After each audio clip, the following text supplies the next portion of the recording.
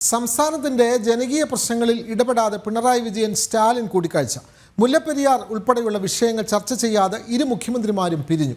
വൈക്കം സത്യാഗ്രഹവുമായി ബന്ധപ്പെട്ട തമിഴ്നാട് സർക്കാരിന്റെ തന്തൈ പെരിയാർ സ്മാരകം തമിഴ്നാട് മുഖ്യമന്ത്രി എം കെ സ്റ്റാലിൻ വൈക്കത്ത് ഉദ്ഘാടനം ചെയ്തു.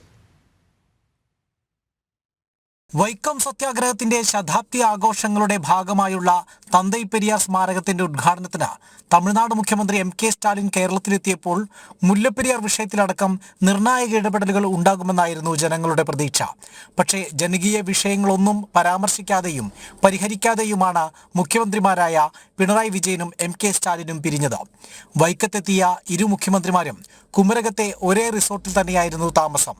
ഇരുവരും തമ്മിൽ കൂടിക്കാഴ്ച നടത്തിയത് പ്രഭാത ഭക്ഷണ സമയത്ത് 15 മിനിറ്റ് നേരം മാത്രം. പിന്നീട് ഉദ്ഘാടന വേദിയിലേക്ക്. പ്രസംഗത്തിൽ ഇരുവരും പരസ്പരം പുകഴ്ത്തി. സഹകരണാത്മക ഫെഡറലിസത്തിന്റെ ഉദാഹരണമാണ് ഇരു സംസ്ഥാനങ്ങളുടെയും പ്രവർത്തനമെന്ന് മുഖ്യമന്ത്രി പിണറായി വിജയൻ. അതിർവരമ്പുകൾക്ക് അതീതമായ സഹവർത്തിത്വവും സഹകരണവുമാണ് വൈക്കം സത്യാഗ്രഹത്തിൽ നമുക്ക് കാണാൻ കഴിയുന്നത്.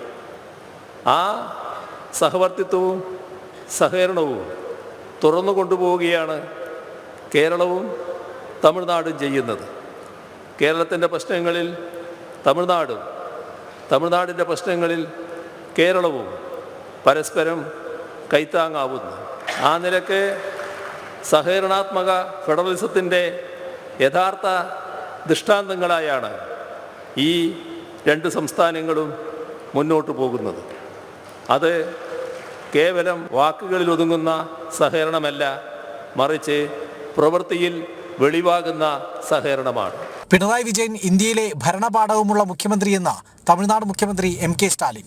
നമുക്ക് ഉറച്ചു നിൽക്കാം. എന്ത് തടസ്സങ്ങൾ എന്താലും നമ്മൾ അവയെ തകർക്കും. നമ്മുടെ ആദർശങ്ങൾ ഉയർത്തിപ്പിടിക്കുന്നതിൽ നമ്മൾ വിജയിക്കുകയും എന്ത് വില കൊടുത്താലും ഒരു സമത്വ സമൂഹം സ്ഥാപിക്കുകയും ചെയ്യും. ശതാബ്ദി ആഘോഷങ്ങളുടെ ഉദ്ഘാടന വേളയിൽ തമിഴ്നാട് സർക്കാർ പ്രഖ്യാപിച്ച സ്മാരകത്തിന്റെ ഉദ്ഘാടനമാണ് 1 വർഷത്തിനകം 8.5 കോടി രൂപയോളം ചെലവഴിച്ച് തമിഴ്നാട് സർക്കാർ പൂർത്തിയാക്കിയത്.